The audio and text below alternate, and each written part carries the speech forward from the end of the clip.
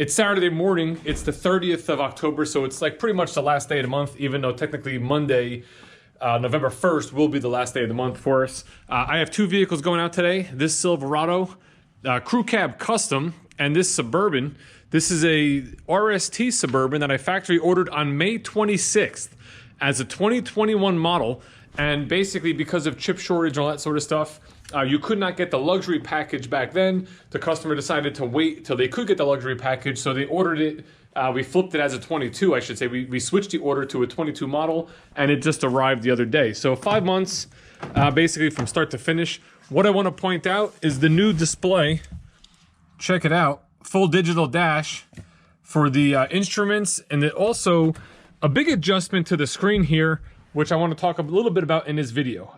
I try to be very unbiased. Now, I'm a big fan of Chevy product. I generally like pretty much everything they do, but they did some changes to the radio system here, and personally, I don't like it.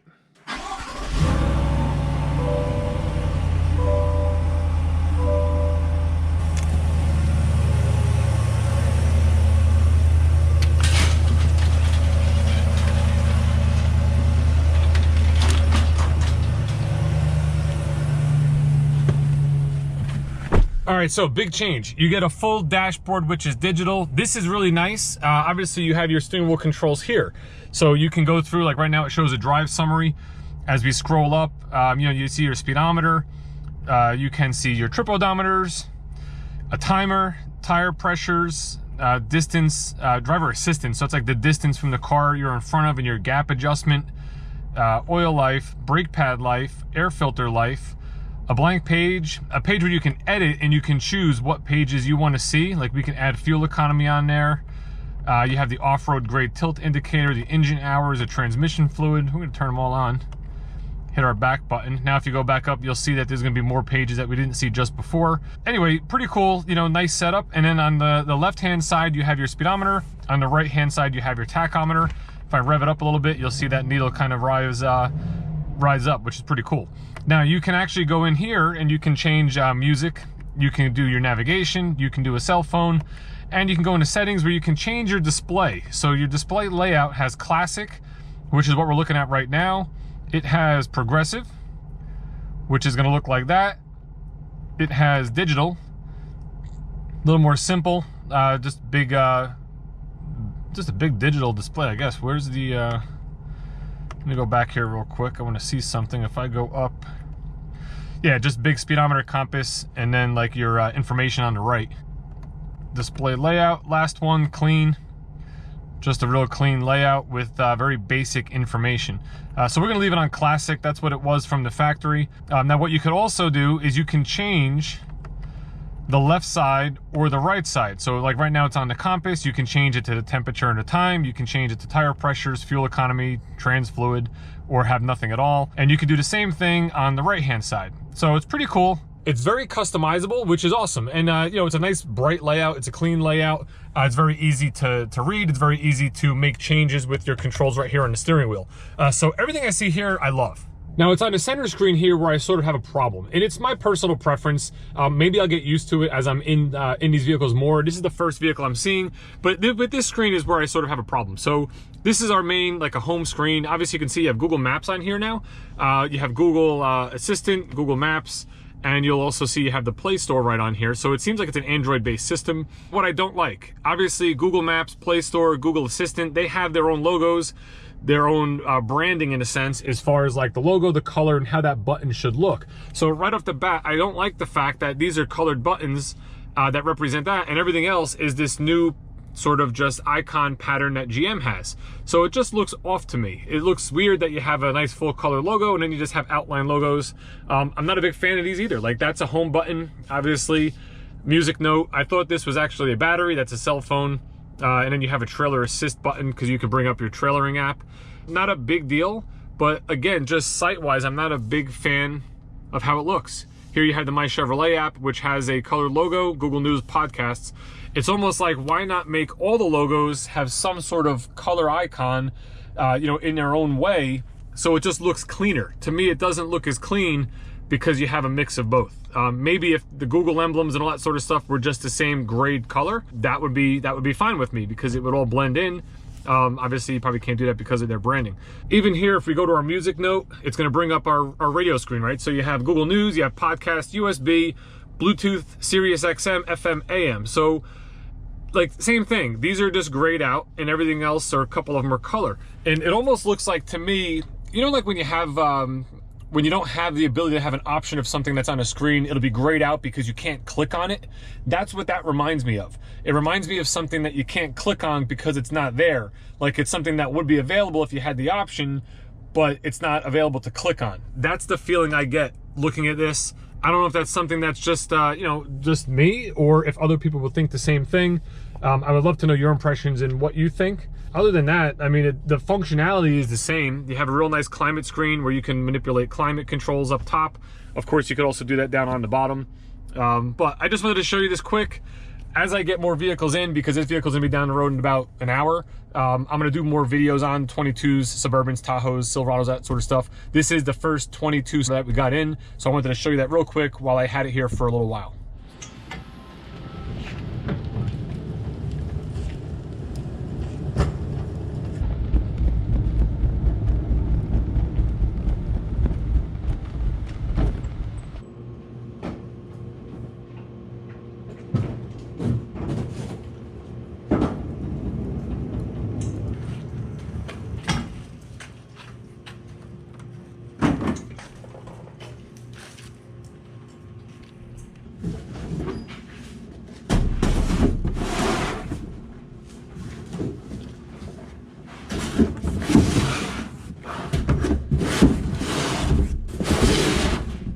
This truck comes with the Blackout Package, $17.95. You get the Silverado, the custom, the Chevrolet symbol on the tailgate. You also get on the front fenders the black Silverado emblem, and then you get this really nice set of 20-inch black wheels, look just like the ones you'd see on the Trail Boss. So when you get this Blackout Package, it gives the truck really a completely different look.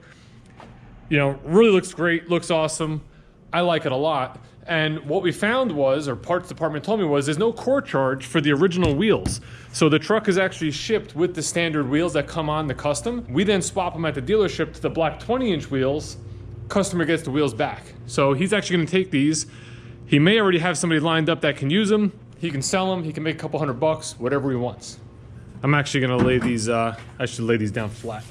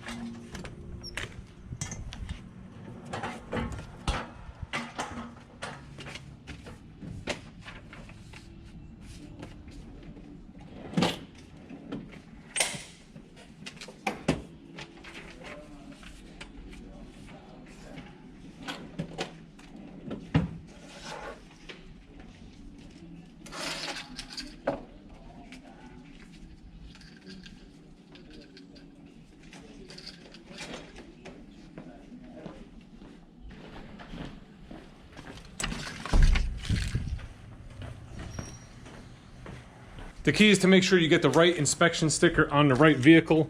When you're doing multiple deliveries at the same time, you want to definitely double and triple check what you're doing. You don't want to make any mistakes.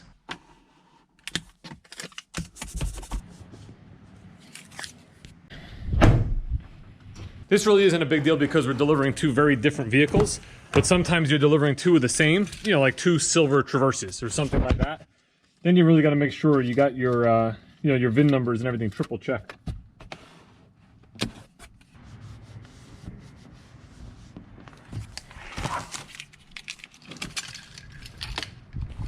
I want to go back to what we were talking about earlier in the video about the instrument cluster on the new 22 Suburban.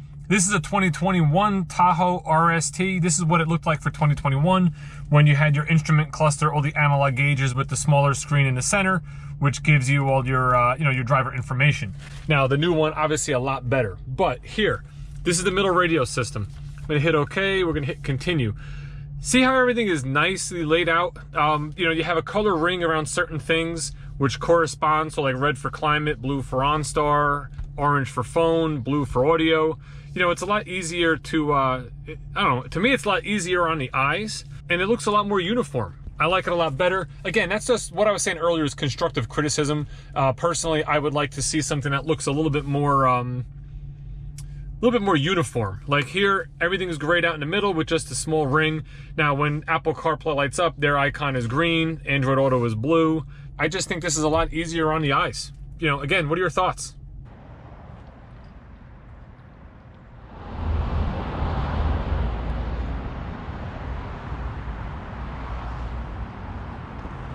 So I'm gonna skip right to the end of the day here. I delivered both vehicles. I also sold a factory order Tahoe today. Right now it's about 3:30 in the afternoon, so we're here another hour and a half. I don't have too much else to talk about today. What I do want to show you is inventory like I normally do. That Tahoe is sold. We have 7 pickup trucks left. We have 3 Trailblazers, 2 of which are sold. I think that's the only one that's available. 2 Traverses. So that's pretty much it for new cars.